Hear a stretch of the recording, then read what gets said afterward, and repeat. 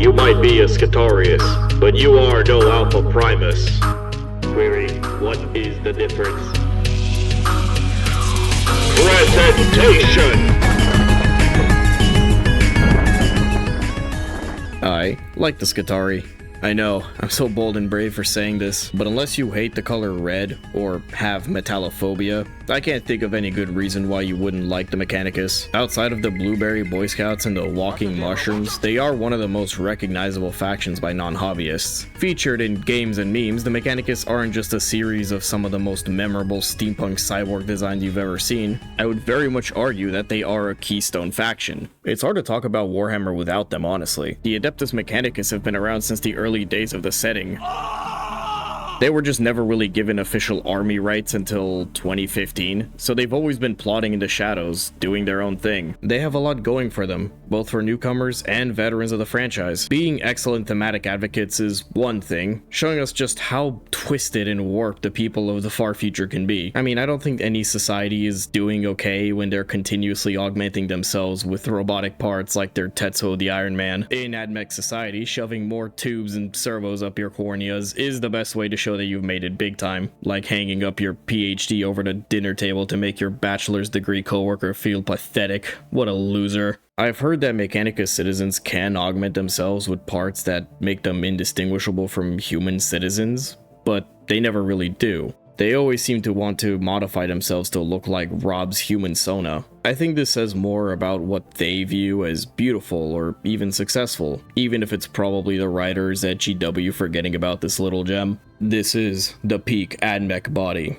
You may not like it, but this is the truth. Did you know some tech priests even get married? Well, sort of. Their doctrines don't really encourage emotional bonds, plus their idea of marriage is a little different from what we consider marriage. But there are some accounts of tech priests forming lifelong bonds with each other, and some tech priests can live up to several hundred years. That's not 20-some years and then both of you go into the soul gulag together. In the book Know No Fear, the Magos Mir Id Torin mourns the death of her husband to an Astarte. This is one of the most well-known examples of humanizing the toaster lovers. They even have group bonding activities such as prayer and maintenance. From a cultural perspective, the Mechanicus are shockingly well established. For a faction dedicated by strict doctrines and eliminating all emotions, trusting in nothing but statistics and machinery, they can be surprisingly emotional, superstitious, even sympathetic. I mean, in Dakrtide you even have Hadron getting upset at the varlets. You have Engine Seer KX on Rolling Steel who's getting angry at the cultists. Sad even when you take down the train in Rolling Steel. So do I obey. But it's part of the irony with their predicament. For as much as they want to become machines and remove all trace of emotions, their humanity still shines through in unexpected ways.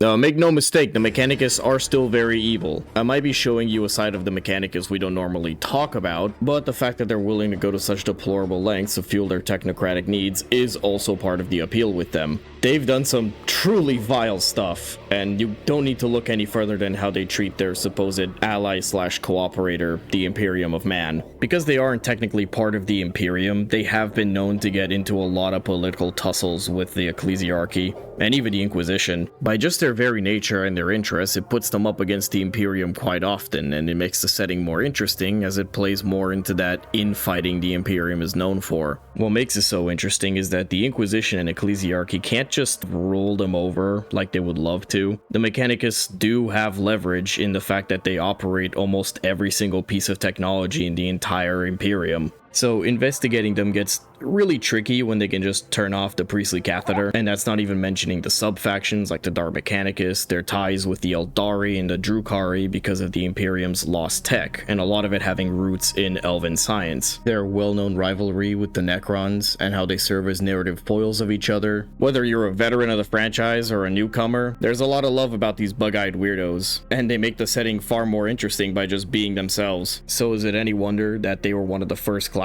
Fat Shark wanted to be playable in the game. This might sound ridiculous if you've been playing Darktide since release, but it's true. The real difficulty was how exactly would they add them into the game about convicts lining up for a one-way delay ticket to the warp. People thought servitors could be added, but here's the thing. They're kind of the equivalent of putting a walking code rack into the game. Probably a good distraction, but nowhere near the power level of a space wizard. Then people thought tech priests. Why not tech priests, right? The counter argument was always, they're too strong. I mean, I can kind of see it, but again, Space Wizard equalizes the argument. Especially now that I know they're much stronger than I give them credit for. No, the real argument against tech priests was that they were more suited for priestly duties, like singing songs to las pistols and tucking them in to make sure the safety was turned off the next day, not high-speed strike operations with a high mortality rate. For a while, it just seemed like we were never going to get any kind of AdMech representation in the game, outside of the Shrine of the Omnissiah, and, you know, Angerseer KX. At least we have you, buddy. But there was a reveal, a new playable class and their pet cop. There was discussion again about potential new classes the game could get. People were excited, thinking about getting real AdMech playable representation. Skitarii? Yes, they were finally on the table. And then they added Hive Scum. I already talked about them, go watch that video if you want to see my thoughts on that. But that didn't mean Skitarii were completely off the table. Skitarii are essentially AdMech private militia. They tend to serve a tech priest and are effectively highly trained robot warriors, although don't call them robots. So despite being very exemplary warriors, if you were to talk to a Skitarius, they would act more like an Alexa. They do not beat the walking code rack allegations. But here's where the story gets really interesting. Fat Shark knew about this, but they didn't give up. So they actually worked together with Games Workshop to find a compromise. A free-thinking Skitarius warrior that can move and have range of personality that doesn't need to be remote controlled all the time. Can such a thing even exist? Well, yes, actually. Alpha Primus. They were a concept introduced in the Skitarius book by Rob Sanders, leaders of the Skitarius warbands, and independent thinking enough to make their own judgment calls. Strong, competent, usually preserved for large battles and operations. Until now, few outside the Adeptus Mechanicus know of the depth of variation in Skitarii units, and that's just the way the Adeptus Mechanicus like it. The frontline variants, the Vanguard and Rangers, are a common sight on the battlefield whenever the Adeptus Mechanicus go to war.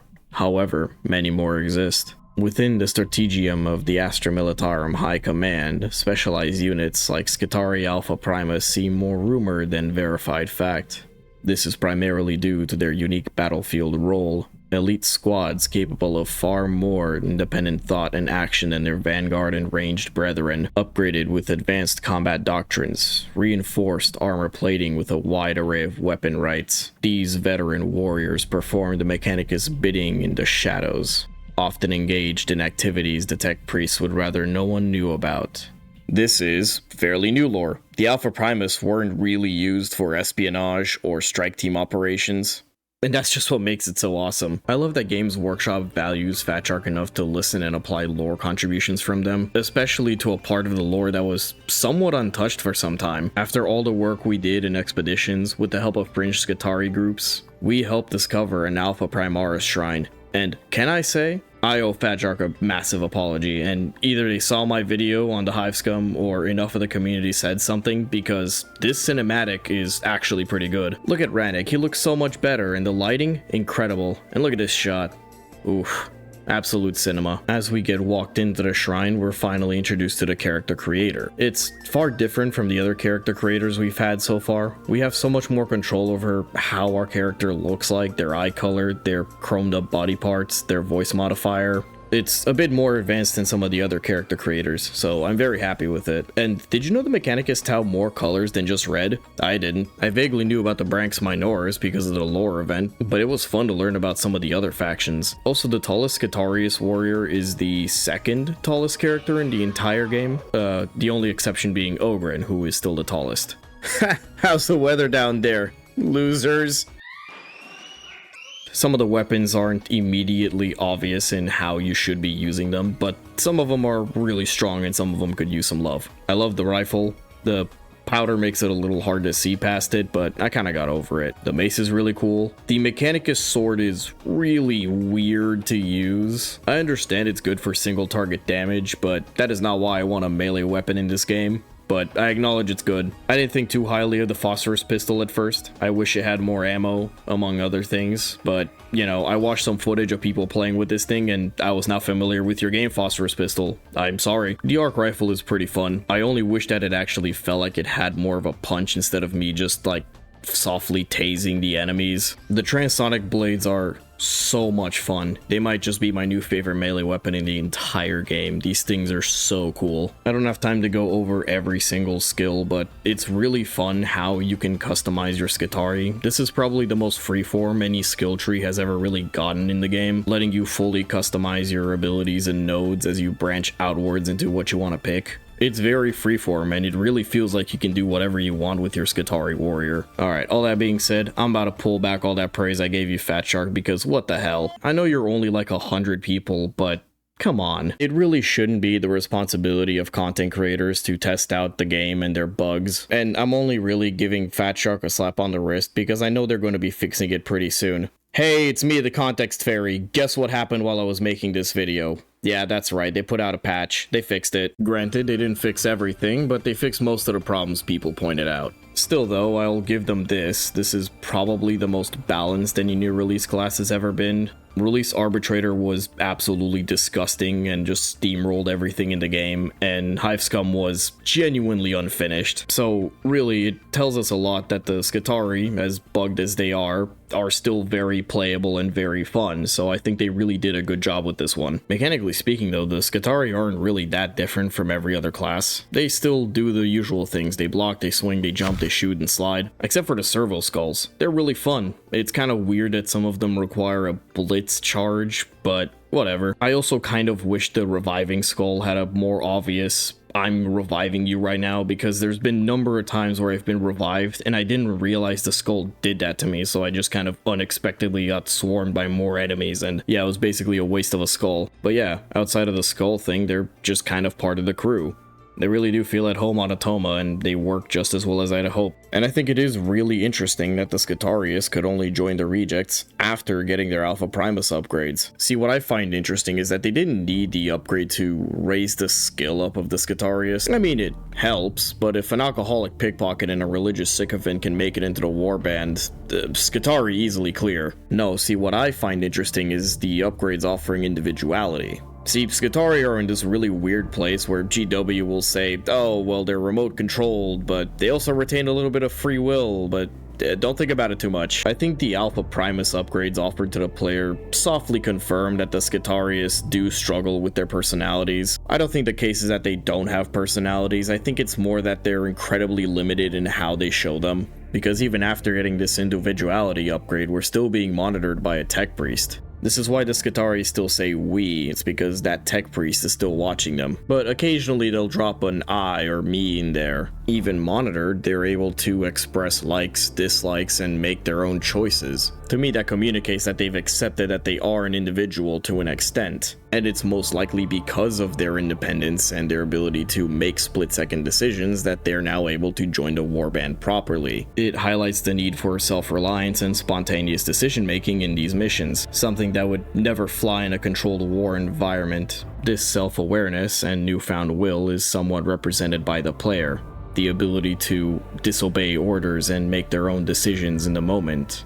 Partial independence and free will from the wider Imperium fully manifested through a keyboard. Because the Alpha Primus are typically considered high-ranking soldiers, I think it's safe to say that the original 4 rejects aren't really grunts anymore. More akin to something like franchise fodder, highly valued by the Imperium for their service to Tertium, still not important enough to be given command or have the title of reject removed for good. Good old Imperium politics. Ain't that a bit? But in seriousness, they would probably be considered acolytes by now, or budding interrogators if the titles meant anything. I do wish we got to see some weapons in Dakrtide, like the more impressive shotgun or a techno halberd, hopefully a plasma pistol, but I like the character as is. I like the weapons as they are, and I'm having a lot of fun with this character. Also, they finally put Packmaster in regular missions. I don't know if I'm gonna have any footage of that, but hey, they did it. It does make me wonder what the future of the franchise holds and what classes people might want to see and what Fat Shark might want to add, but we're gonna have to keep speculating and see what's gonna happen. For now, I don't want to take away from the Skitarius success, so please, everyone, enjoy the Skitarius. They're here, and they're really fun.